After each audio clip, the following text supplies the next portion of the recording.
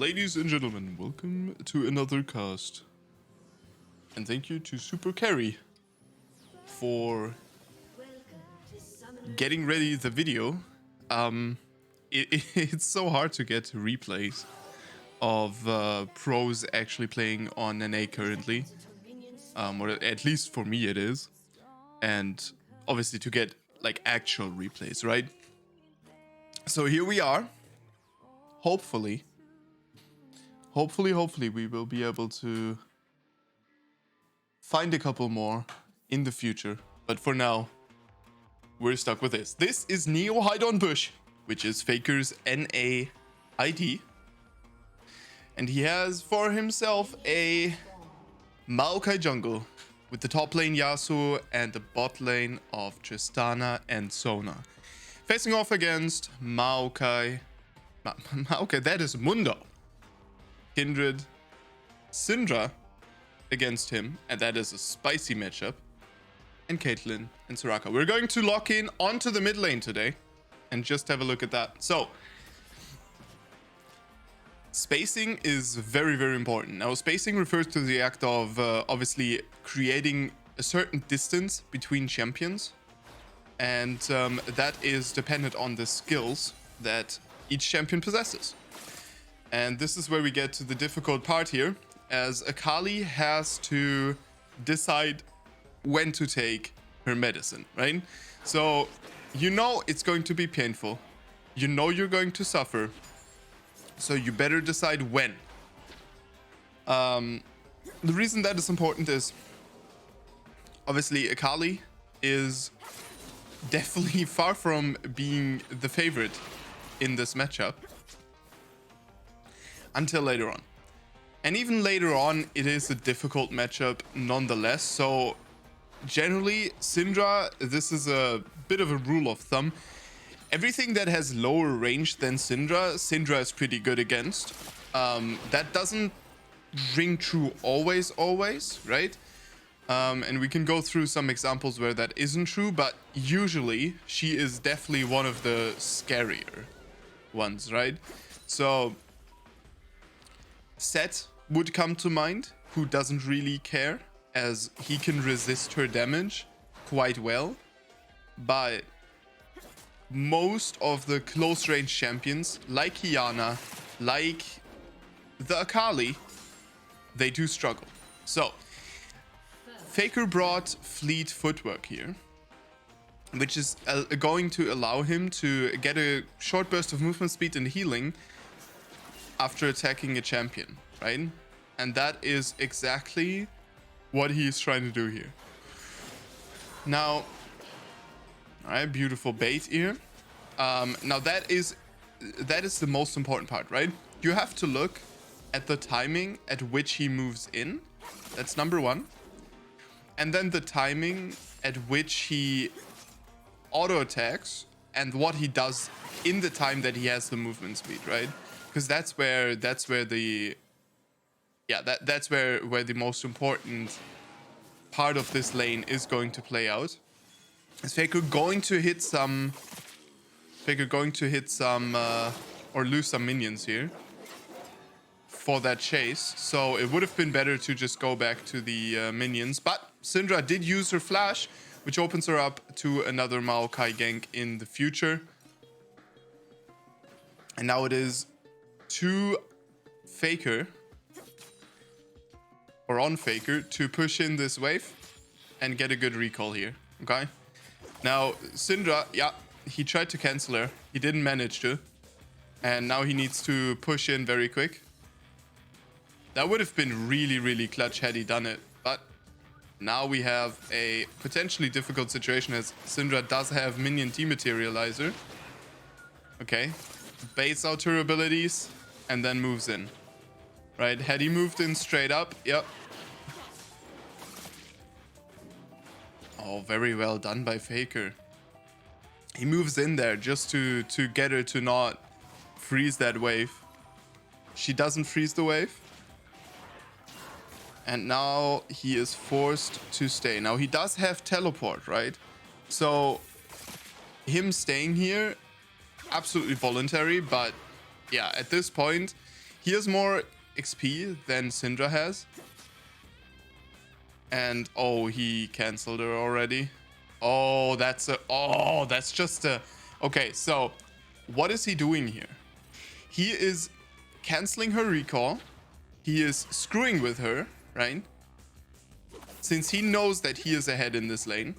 And he is now canceling her recall and keeping the wave pushing into him, effectively denying her XP. Now, this is something that happens quite much more in top lane than it happens in mid lane, as the lane in mid lane is so short that it can be very difficult to deny XP. But this is one of the few situations where this is possible. Kindred has to be called here. This is where Kindred would have to help break this freeze if Faker wanted to maintain it. Obviously, he wants to go back, he wants to recall, but he basically held this lane hostage. Oh, he didn't push in fast enough. Oh, he did. Okay, good. He basically held this lane hostage until he got a huge lead here, and now he has Sorcerer Boots, which is already a really big upgrade for him, right? Especially in comparison to what Syndra has. And this is the point where the lane becomes much easier, right? Once you get boots, the lane is much easier. Usually, in this matchup, Akali is expected to play from behind. And now we might ask, okay, what went wrong, right? So a couple things went wrong. Obviously, Syndra missed quite a bit of spells that Faker was baiting out, and that is exactly what you can do as the low range champion, right?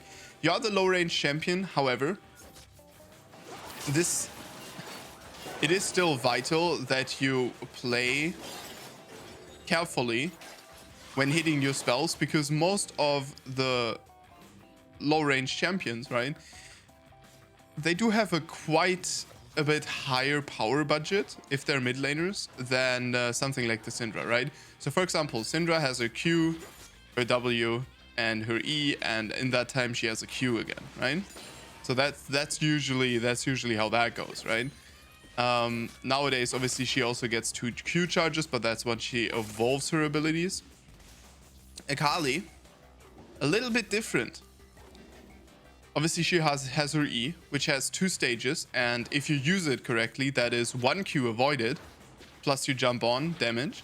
Then the W, which has the potential to avoid literally every other ability and makes you untargetable and invisible. And then you have your Q, which you get 2 of at minimum, and you do more damage if you hit both parts of it, right? The auto attack and the Q part. So yeah, it's definitely a higher power budget on Akali if both of those champions were standing in front of each other in melee range. But that's obviously also not what you... Oh, very creative trade here out of Faker. He flips into the minion just for a Q and jumps back. Now, Faker has to be quite careful here still, because the looming threat of Syndra ultimate is obviously still there. But what he's trying to do here, and you'll see this quite a bit, is he moves in once he gets his movement speed from the auto attack. And that's exactly how you play that, right? Ultimate comes in, Syndra ultimate comes out, and it is barely not a kill. Barely not a kill. Very close. He would have had flash, that is absolutely true, but Syndra did manage to flash out. So this lane is already over though. If you allow an Akali to get such a big lead over you as Syndra, this is really rough. Because what Akali does really well is she starts punishing you really well once she gets Hextech Proto Belt. That's the point, right? So we're not even there. And remember, she's supposed to walk into this matchup behind, right? Like, at that point, she's still good against you. So if she's ahead, oh my god. Lord have mercy on your soul. Anytime you walk off vision, you just have to be super scared of an Akali shuriken hitting you. The second the shuriken hits you, you're dead. Like, it just... You're just done. Now, obviously, one thing that the Syndra has, or could have done as well, is use Eri. Use Eri to bully much more. Oh. Yeah.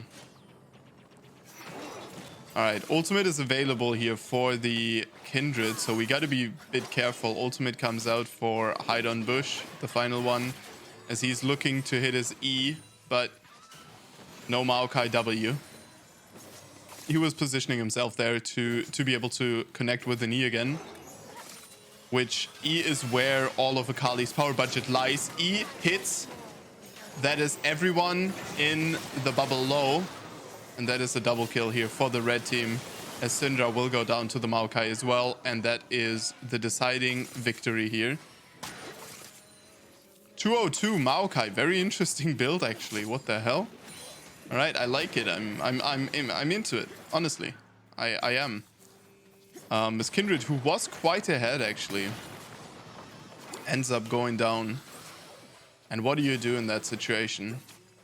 You just have to be so careful.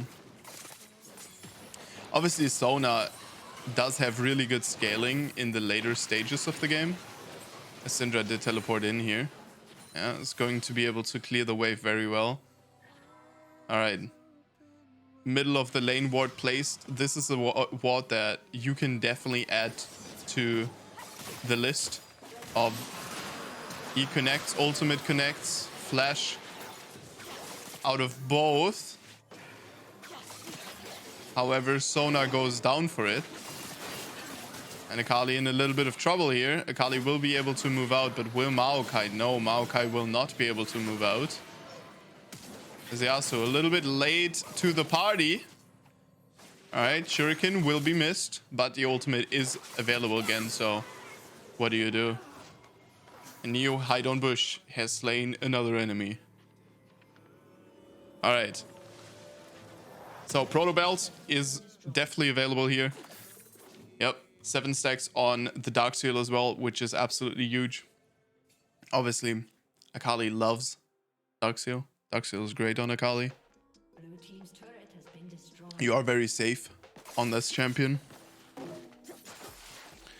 As we are going to move in. I mean, I don't see much potential fighting this Mundo.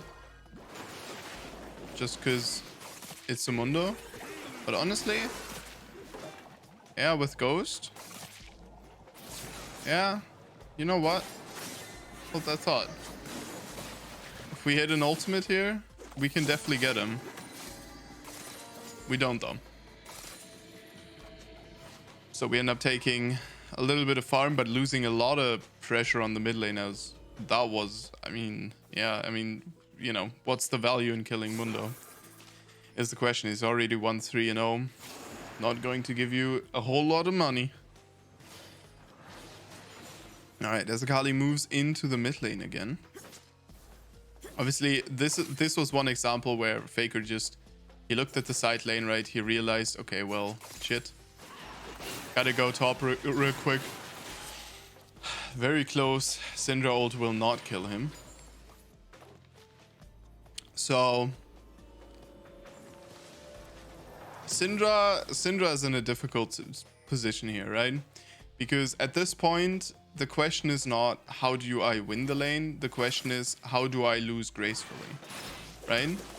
Which, yeah, I mean, instant flashing is definitely one option. Just shouldn't have fought back here. Like, instant flashing is an option, right? But you have to concede where you can. And I think, or where you need to. And I think there he needed to concede.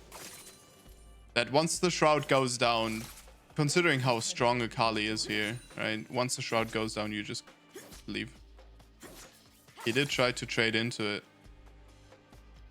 Shouldn't have done it. Had to recall. Because he lost a lot of HP. All right. Faker now moving in. Definitely looking for something here, but he has to be careful as we don't have any idea where anyone is. So need to be very careful. All right, as we have decided on the next objective, it is going to be the Herald. So we are going to push in another wave.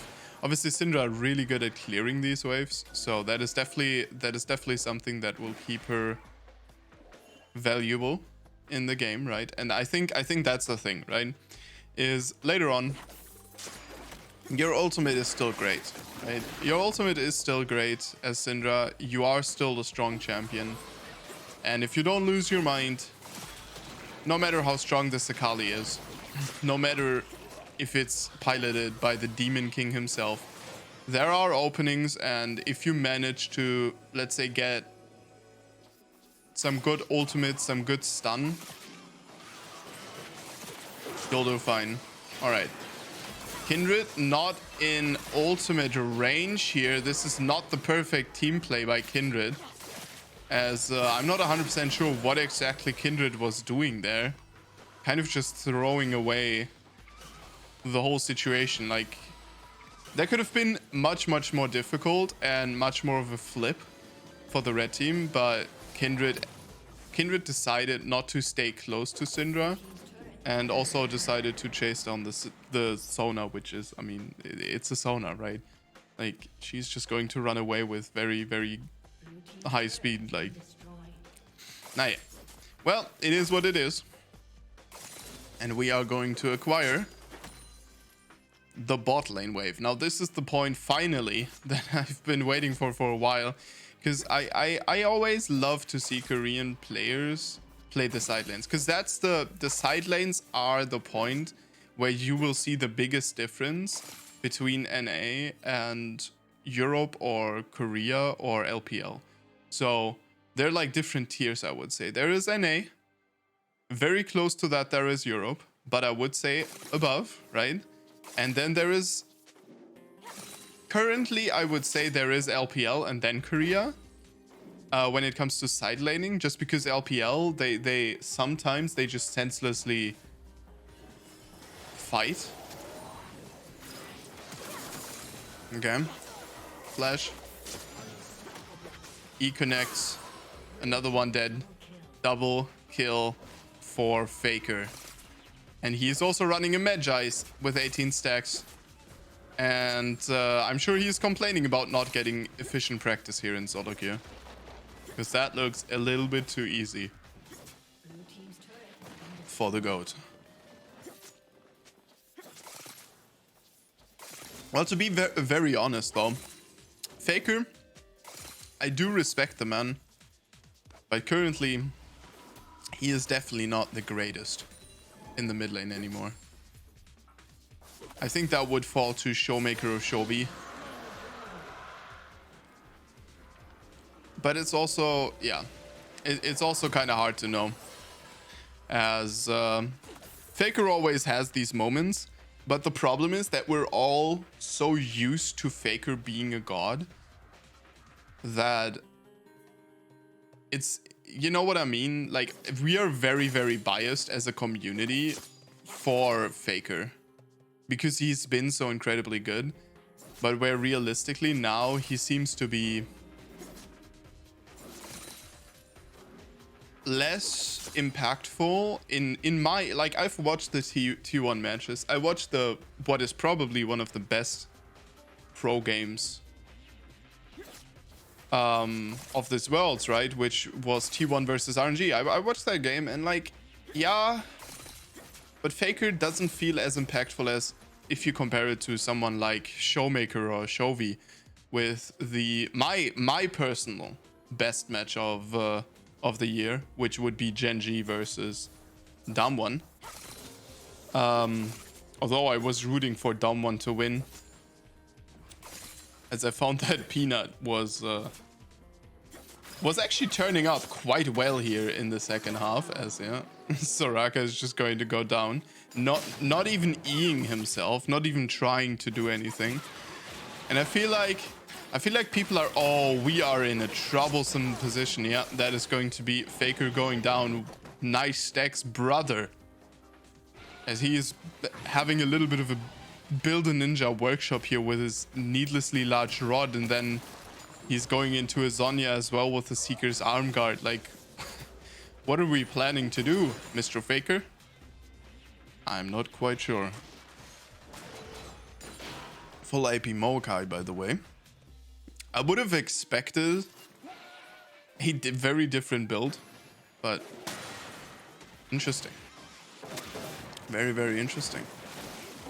All right. Tristana. Quite far ahead too, actually. And a Tristana with 2 items is actually already very scary. Like, Tristana is one of these AD carries, right? That you look at.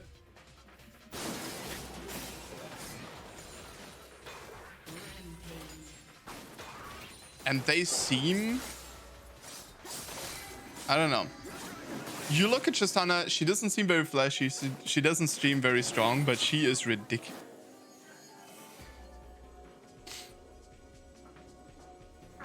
Why does the enemy team feel broken? And why are they still playing on then?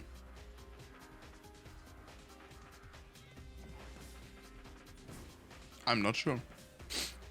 As Faker is suspecting something. You're real sussy Barker, Walt. But no flank coming in. And obviously Akali, she isn't too great at taking down turrets, and this is really one of the things, right? It's like, if you are in the side lane, a lot of the time, all you want to do is push in a wave or trap, right? And that does make you very predictable in the side lane, whereas some other champions, they can just, you know, push in towers and threaten the towers and just, you know, have a little bit more options.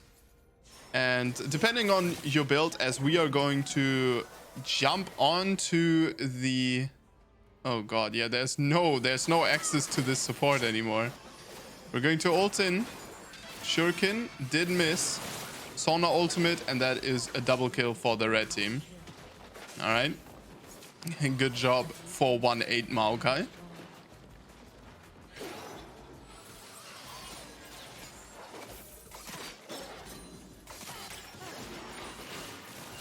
Ooh, the stun connects. But at this point, Akali is just so scary. Level 15 to level 13. Flash onto the Kindred. Beautifully done. And this is where you see, right, the amount of power that this champion has just in her Q spells, right? It's scary. Like, once she gets ahead, it's very difficult to compete with that, right? As it is very difficult to gank an Akali. If you can lock down the Akali, you can definitely kill her. But if you have a competent Akali, she can resist a lot of lockdown, right? A lot of the time, something like TF is like the most reliable, and that is really hard, right? Because obviously she can definitely counter him. As Faker moving into the enemy base here, starting to play a little bit too aggressive, but he will be picking up a kill onto the mid laner as well, but his team will go down for his sins. Yeah, 2-for-2 trade. Definitely not the best, but obviously Faker just limit testing here. He's definitely not trying to play this one as safe and careful as he can, as he's going to take down Caitlyn for 1. And the Kindred for 2. And that is a very, very, very big lead that we have here in the mid lane. Now, let's go over this, right? Whoa! Syndra, what are you building? Syndra, why are you building Rabadons? Oh, whoa. That is most definitely a blunder. So, what could we have done as Syndra once the lane was out of control, right? There are a couple of things. So number one, obviously, is you have to be super careful whenever you are not under a turret. I mean, you have to be careful under a turret as well, right? At this point, the Akali E has become a one-shot spell to you, right? In your mind. That's what is the problem. Is you always have to think, and this is ridiculously hard, right? Because Akali will be taken down here. You always have to think, okay, so Proto Belt and Ultimate, is Akali going to get me here, right? And then once it happens, you have to make it a flip. So you straight move into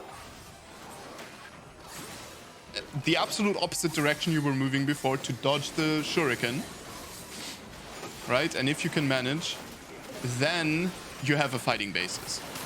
And then you just have to stay in your team, because your team is the best protection from Akali. Now, obviously here, the bot lane is already winning as well, and I would say it was a little bit out of Syndra's control. However, this item that she's building here is absolutely not the solution. Like, building Rabadon's second is not in any world a worthwhile option, as it gives you less damage than a Shadowfire, or similar damage to a Shadowfire at less cost, so definitely less, you know, damage per gold investment, right? And Rabadon's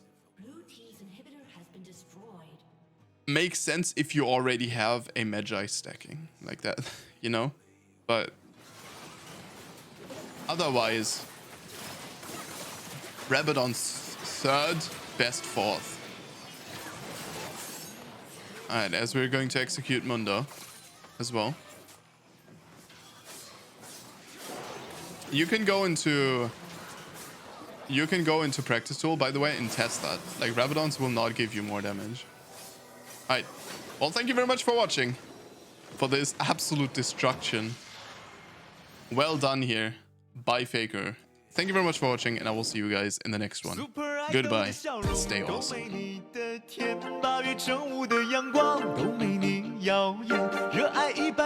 度的你，滴滴青春的蒸馏水。